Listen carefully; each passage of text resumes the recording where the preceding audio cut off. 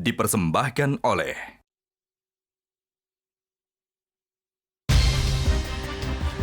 Mas Adi, kalau kita bicara kemungkinan, seberapa besar kemungkinan terjadinya dua poros dan sebetulnya dua poros itu poros yang mana dengan yang mana? Kalau saya secara prinsip ya Mbak Zilvia, dua poros ini sangat mungkin terjadi kalau sang mastermind, invisible hand, Pak RT dan Pak RW ini yang kemudian mengendalikan segala-galanya.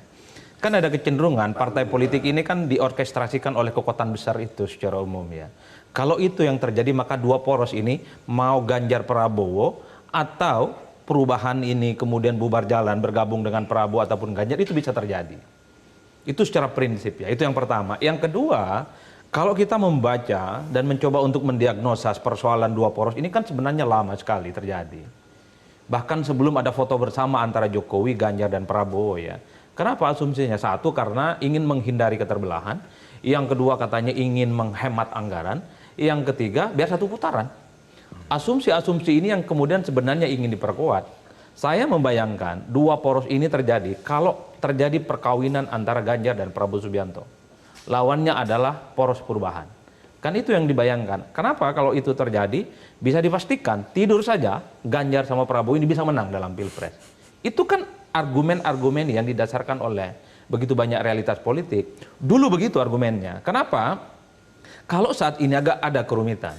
Sekalipun politik itu adalah seni kemungkinan, tapi menggabungkan antara Ganjar dan Prabowo, ini adalah kemungkinan-kemungkinan yang tidak mungkin. Itu rumit. Dulu mungkin elektabilitas Ganjar dan Prabowo agak sedikit jauh, tapi belakangan kan relatif agak kompetitif. Bahkan Prabowo cukup confident bahwa elektabilitasnya akan mengungguli Ganjar dalam berbagai tertentu. Oleh karena itu, ini yang saya sebutkan, ketika teman-teman ada yang kemudian seperti Gus Jazilul bilang dua poros, seakan-akan ini kan kontroversinya yang jadi wakil itu adalah Prabowo Subianto. Sorry to say, bagi teman-teman Gerindra itu cukup mengganggu Gus. Itu sama halnya mendowngrade Prabowo Subianto yang memang style politiknya itu bukan wakil presiden, tapi nomor satu. Sekalipun kalah bertanding dua kali. Oleh karena itu saya membaca, ini bisa bersanding keduanya kalau ada sang mastermind yang bisa mengorkestrasikan keduanya. Yang ketiga, kunci Ganjar dan Prabowo ini bisa bersanding, Prabowo mau dan Gerindra mau. Oke, mastermind-nya siapa? Bu Mega atau Pak Jokowi? Wallahu a'lam bishawab. Nggak berani ya. Nggak berani kita menyebutnya. Kan selama ini porosnya Prabowo ini kan selalu mengklaim bagian dari timnya Jokowi, bukan dari timnya Megawati. Ya. Publik sudah bisa menangkap persoalan Prabowo kemana arah politiknya, kan orang menebak. Pertanyaannya adalah apakah Prabowo mau gitu, kira-kira begitu, bicara sebagai orang nomor dua, sebagai pendampingnya Ganjar Pranowo untuk kepentingan 2024, Baik. sekalipun itu diminta oleh sang orkestrator itu mau atau tidak. Oke. Kalau yang lain-lain kelihatan mau, tapi untuk urusan nomor dua ini perlu diuji iman Ya, politiknya. ya. Nah, yang ketiga yang ingin saya sampaikan, Gus Jazilul ini pandai. Kenapa mencoba untuk mengawinkan antara Ganjar dan Prabowo kembali? Supaya poros Amin ini nggak diganggu. Landing dulu dia, melawan poros perubahan. Nggak peduli Pilpres kalah menang. Yang penting Gus Muhaimin, Anies itu menjadi salah satu kontestan. Pasti yang diincar itu kotel efek. Kalaupun toh tak dapat hiu, minimal teri adalah di dalamnya. Kan itu yang terjadi. Ini kan soal kotel efek. Oke, Itu baik. yang kemudian saya bayangkan soal bagaimana poros pertama dan poros kedua itu. Oke. Kita Tapi hati-hati Gus, saya kalau bisa usulkan, jangan pakai poros Amin. Takutnya besok muncul istilah bid'ah lagi itu loh Gus. Dan itu disampaikan oleh Menteri Agama, tak gampang itu untuk menghilangkan istilah bid'ah. Oke, Bid'ah baik. itu konotasinya dia merusak. Ya. Dan tidak membangkitkan semangat dari teman-teman Amin itu. Oke, sebelum kita masuk ke situ ya, saya tanya dulu ke Bang Nurdin. Bang Nurdin, tentu ini bukan hanya keputusan dari Pak Prabowo seorang kalau misalnya mau dilanjutkan lagi soal ide Ganjar Prabowo. Tapi gerbong yang dibawa Pak Prabowo ini kan sudah banyak berat. Ada Golkar, ada PAN, ada Demokrat dan juga partai-partai lainnya. Golkar memangnya mau jadi dua poros? Kalau kita lihat realitas politik ya, tidak ada alasan objektif maupun subjektif untuk Prabowo mau bergabung dengan dia nomor dua.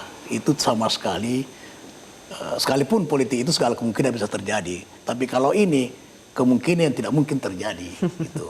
Dengan tadi, ini sudah koalisi Indonesia Maju sangat solid, dengan kehadiran Demokrat juga malam ini, itu akan menambah kekuatan dan semakin mensugesti spirit baru, kekuatan yang luar biasa untuk koalisi Indonesia Maju. Jadi kalau ada orang yang sekarang mewacanakan, bukan beliau ini, kalau beliau ini kan hanya komentar di luar aja itu. Hentikanlah itu. Kenapa? Karena gini, kalau kita lihat secara survei juga ya, kehendak rakyat itu 3 poros. Itu kehendak rakyat.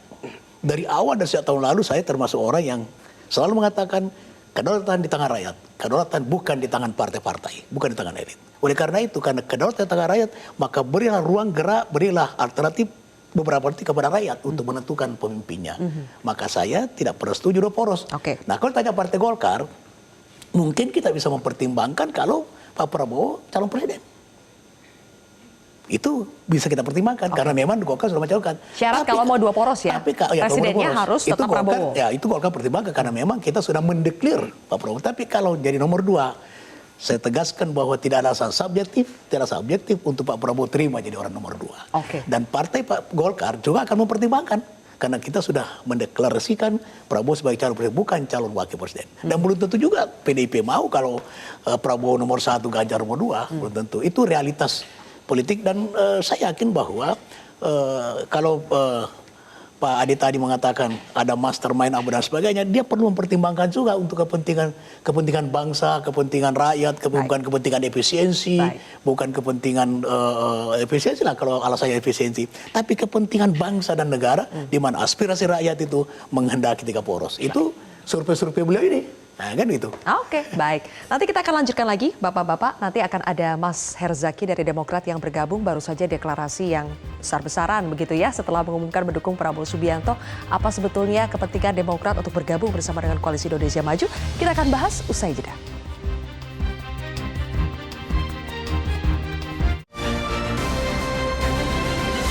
Jelajahi cara baru mendapatkan informasi. Download Metro TV Extend sekarang.